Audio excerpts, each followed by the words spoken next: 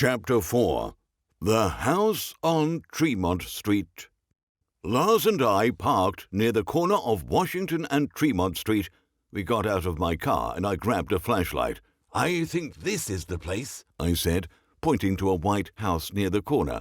It was missing a few shutters and the paint was peeling. "There are 2 front doors," said Lars. "Which one did your client stumble out of?" "He didn't say." "The lights are on upstairs. I suggest we start with the downstairs." "I agree." "Loris, I'm not armed. Are you?" "No, I don't carry a firearm." "Why not?" "It would invite inquiry if I happened to use it." "Don't you at least keep a gun hidden in your car?" "No, I've never had an occasion to need one. But I do see your point. Let's go back to my apartment. I have that old Colt automatic that you gave me back in Los Angeles." "Oh, the one that had the serial number filed off?" "Yes." Now suddenly you think we need a gun." "I just remembered something important, Lars. Whenever you and I are together, we have a dangerous adventure. Nothing ever happens in this sleepy little town, but tonight Lars and Loris Harding are on the job. That could only mean trouble."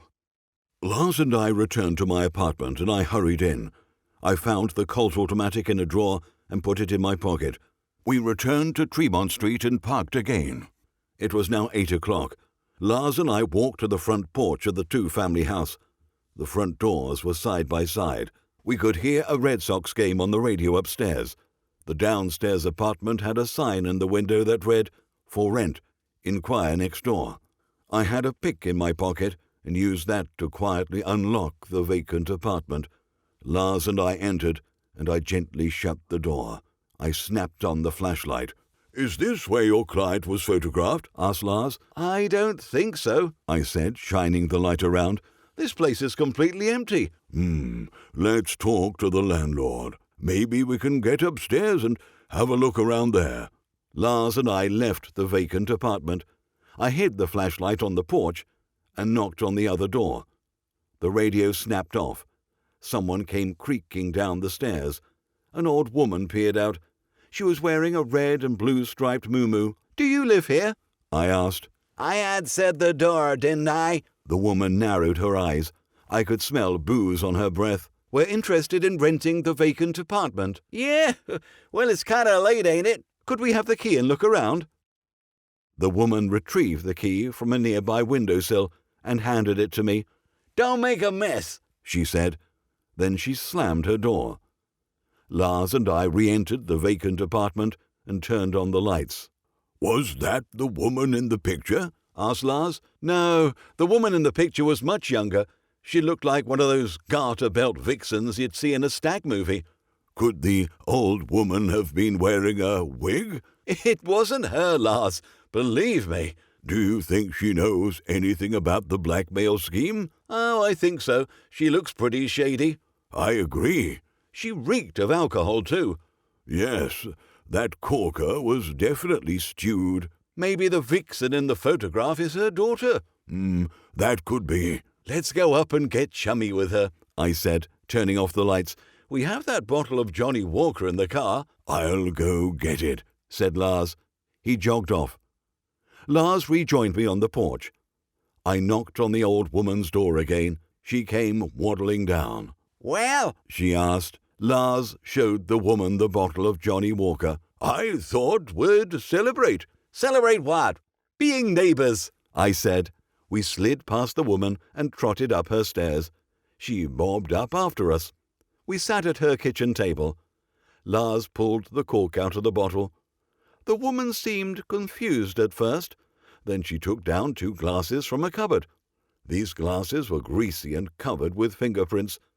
The old woman set them down on the table next to another glass. That glass was empty.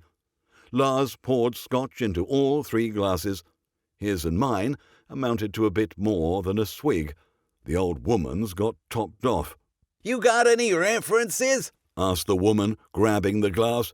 "Here's to being new neighbors," said Lars, lifting his glass. "Do you live here alone?" I asked. "Yes, I'm a widow. My husband fell off the roof. I asked if you 2 had any references." "Do you work nearby?" I asked. I work at Plimpton Press down near the train station. I asked if you had any references. Lars and I kept talking, and the lady kept asking us for references. Finally, the bottle of Johnny Walker was empty. "May I use your bathroom?" I asked, standing. The woman pointed down a hall. Well, she meant to point down the hall. She was way off. She could barely keep her head up. Then it slowly settled on the table, and she was out. Lars and I jumped up. We hurried into the first bedroom we found. "This is the place," I told Lars. "I recognized the brass bed, the wallpaper, and that Grecian-style table lamp." Lars pointed to a painting on the wall. It showed a clown holding balloons. The clown had a menacing smile on his face. "You should take that and add it to your office wall," he suggested. A diploma hanging on the wall told us that this room belonged to a Francis Gilligan. He had graduated from South Dedham High School in 1946. He had several football and baseball trophies. The earliest was dated 1938, and the most recent one was dated 1942. There was a pack of stale Chesterfield cigarettes on the dresser. There was also a magazine called Sir tossed on the dresser. It showed a blonde woman in a red bathing suit posing provocatively on the cover. Lars flipped through it. Then he put it back. I opened the closet, stepped in, and looked back at the bed. The floor was littered with spent flash gun bulbs. I counted 10. "The blackmailer stood here," I said. "He took at least 10 pictures. Let's find the negatives." Lars and I dumped out every drawer. We searched Francis Gilligan's room from top to bottom. We found nothing. We explored the next room. Pictures of saints hung on the wall. There was also an image of a man wearing a suit. A mass card was wedged into the frame of his picture. "This must be the old woman's room," said Lars. I examined the mass card. Egan Gilligan, born 1888, died 1950. "Fell off the roof," said Lars, pointing upward. "Look for silk stockings and garter belts," I said. "She may keep the outfits her vixens wear in here." Lars and I emptied the drawers on the floor. "Nope," said Lars. "Just girdles, panties, and support hose. No negatives either. I don't think this old woman has any idea what's going on across the hall," said Lars. "Sadly, I think you're right." The last room we searched had girls' things in it. Dust covered the bureau and other pieces of furniture. This room belonged to a girl named Bridget Gilligan. She had been a cheerleader at South Dedham High School and graduated in 1948. Her trophies and ribbons ranged from 1941 to 1945. The most current thing in her room was a Look magazine, printed in 1949. "The daughter appears to have had quite a lot of spirit," said Lars, pointing to one of her cheerleading photos. It showed her jumping up in the air with her legs spread and an arm extended. "Maybe I'll add that to my wall," I said. We emptied all the drawers on the floor and found no silk stockings, garter belts, cameras, film, negatives, or anything of interest. I heard the old woman stirring. We hurried back into the kitchen and sat at the table. The woman raised her head and looked around bleary-eyed. "You still here?" she asked. "Yes," said Lars, "but we're leaving." "Well, good night," said the woman, waving a lazy arm over her head. Then she put her head down and began snoring. Lars and I hurried down the stairs. I grabbed the flashlight and we walked back to my car. "Francis Gilligan is your culprit," said Lars. "We need to search the cellar," I said, stopping. "That's where his darkroom is. That's where we'll find the negatives." The bulkhead door was unlocked. We went down and searched the cellar thoroughly. We found nothing. We returned to the car. "Doesn't it seem foolish to use your own house in a badger game scam?" I asked Lars. "Surely the victim will remember where he was." Maybe the victims are brought in and out while they're unconscious," said Lars, "then later dumped somewhere else." "That's possible." "How did your client remember being here if he was drugged?" asked Lars. He said he was woken up by a woman. She threw him out. He remembered coming out of that house and was coherent enough to remember the street name. The woman in the picture threw him out? I thought that's what he meant, but maybe he meant a woman. Maybe it was that old lady. You saw the picture, right? Yes. Were your client's eyes open or closed? I think they were half open. Loris, that's an important detail.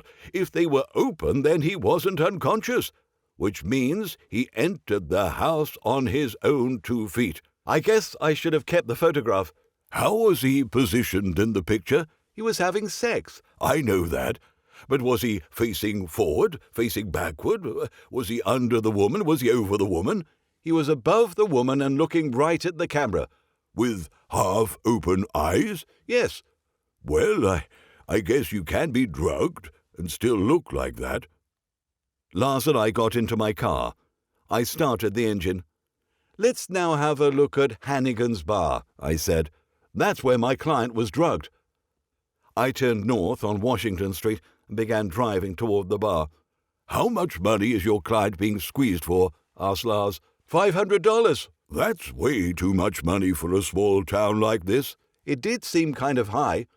If someone is doing this sort of thing repeatedly, they'd only ask for a few $100. Then the fools would just pay up.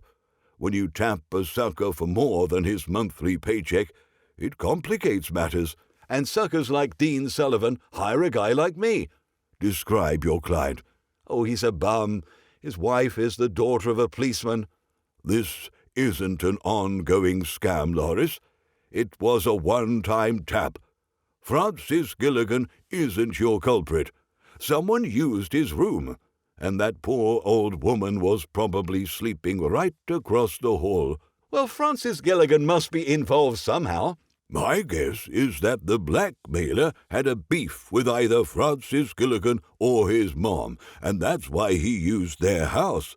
There's spite involved in this matter somehow.